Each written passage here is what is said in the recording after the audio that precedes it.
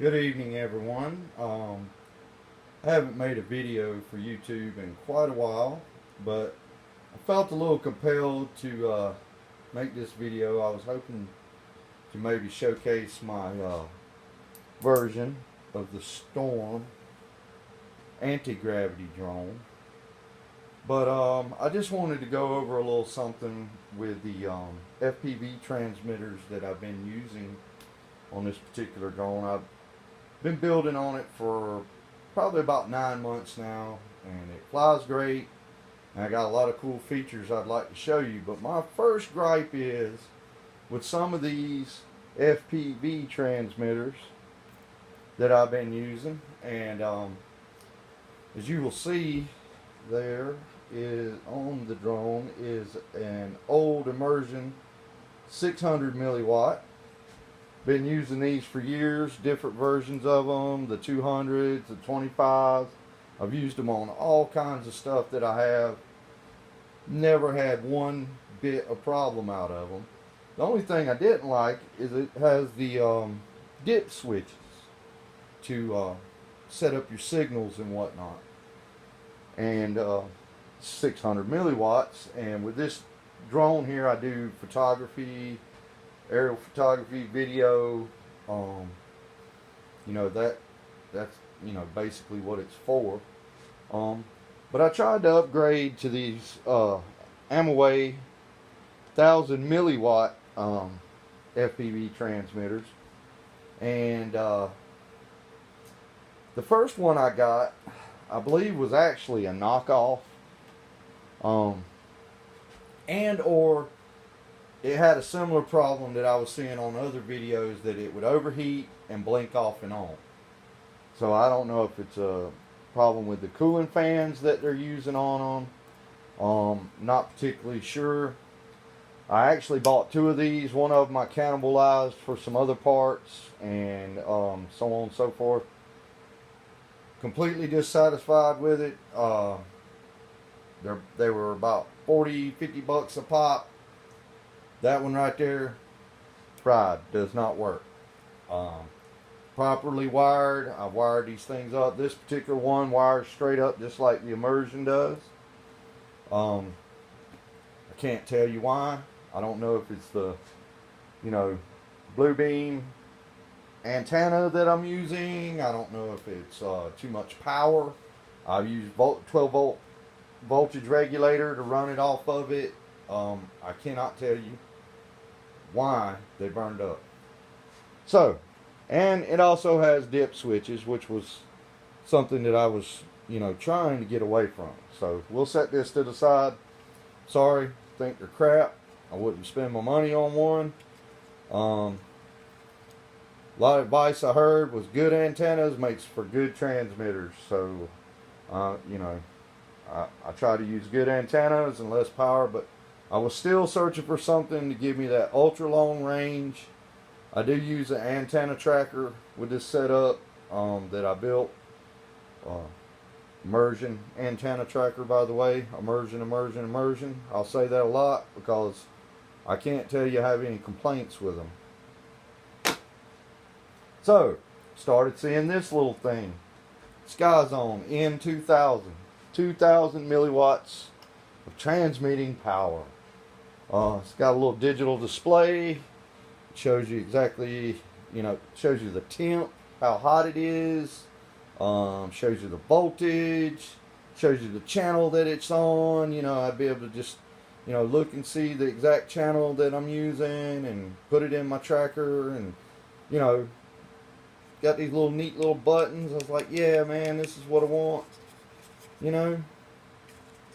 As you see, I have 3 of them, and all 3 of them are toast. I do realize they do not wire up like the immersion. The power lead that you plug in here is opposite of immersion. I already researched that before I ever tried one. I don't know. The first one I got was this one right here. Pretty sure, I wish I still had the box. Pretty sure it was a knockoff. For one reason, the fan was different than the fan that's in these other 2 here. Was using a 12 volt voltage regulator, which they don't tell you cuts this in half anyway. So it may, if you don't use 24 volts on it, it's a 1,000 milliwatt transmitter anyway. But that was okay. My main thing I was trying to do here was get this convenience of using these buttons instead of dip switches, you know. And the thing didn't last. I can't tell you why. I don't know. I do use a switch that I can turn my FPV transmitter off and on with. Sometimes I'm not looking through the monitor or my FPV goggles. Sometimes I'm just flying it, you know, without that. Sometimes I fly it without the antenna tracker. So I went to Hobby King and I bought this one. It seemed a little more legit. I got this one off of eBay, and if you guys have done any of this quads or droning or any kind of RC stuff, there's so much out there that are knockoffs, especially when it comes to motors and ESCs. Cannot tell you how many times I've got knockoff motors and ESCs, but that's another story. Got this one. It never worked from the start. Put power to it, it never worked. Never worked, not once. So I went to Hobby King, I filed a claim with them, went through all the hoops and everything, and they were nice enough to send me number 2. Right here. And it worked. Plugged it up. You know, I've done everything that I knew, everything that I could research. I wired it up exactly the way it says to wire it up. Put it on the bench, tested it, let it run, the whole 9 yards. First time I took it to the field, turned the switch on, dead, nothing. I don't know. Let's see if I can get one there. Take the back off this one. See if I can get the camera to see this.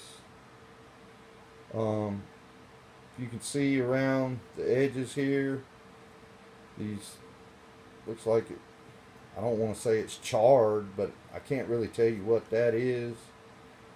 Typically when I've burnt something up, it's obviously burnt up, or you see the magic smoke, or you know, whatever you want to call it. But no smoke, no sizzle, no nothing. It just didn't work. I don't know if anybody else are using these. There again, I do realize that the power hookup right here is backwards from the immersion setup. I totally realize that. I'm using a GoPro 4 camera. Got the you know, the video in. I mean, I just don't know. If anybody out there could give me any kind of advice on why these are doing that, or what I may be doing wrong, message me on this video, give me some advice, anything, any tips. But pretty much for now, I'll never, unless somebody shows me something amazing, I'll never buy one of these again. There's basically over $100 worth of SkyZone crap. And same thing for the Aomway. I don't really understand why these things, you know, I was hoping to put something a little nicer. When it comes down to it, the good old immersion 600 has done the job. Like I said, I've used these on at least 3 or 4 other camera drone, you know, picture drone style drones, quads, whatever. I've probably had this particular one over probably 3 years. Never had a problem out of it. I mean, I did have one of these on one of my racing quads and broke the end off right here where the antenna is, put a new end on it, still using it, you know. So I I can't say enough for immersion. I hope some immersion people see this, because, like I said, counting the other Aomway, I mean, there's $200 worth of nothing right here. Nothing. I mean, thank God that when they did go out, I didn't have this thing way up, way out, and you know, didn't cause me any problems. I really wish I was showing you some of the features on this particular anti-grav. It's kind of my version of it. I did not buy it completely put together. Basically bought the binding fly package, but maybe I'll make a later video about that. And like I said, if anybody has any advice, details, can tell me anything about why I'm having trouble with these, because I would really like to have something with just a little more power. I'm not trying to fly, you know, 2 miles away or anything like that, but you know, I got a lot of money invested in this, and I need it to work, you know, and don't need to be wasting this money. So thanks for watching, and you have a good day.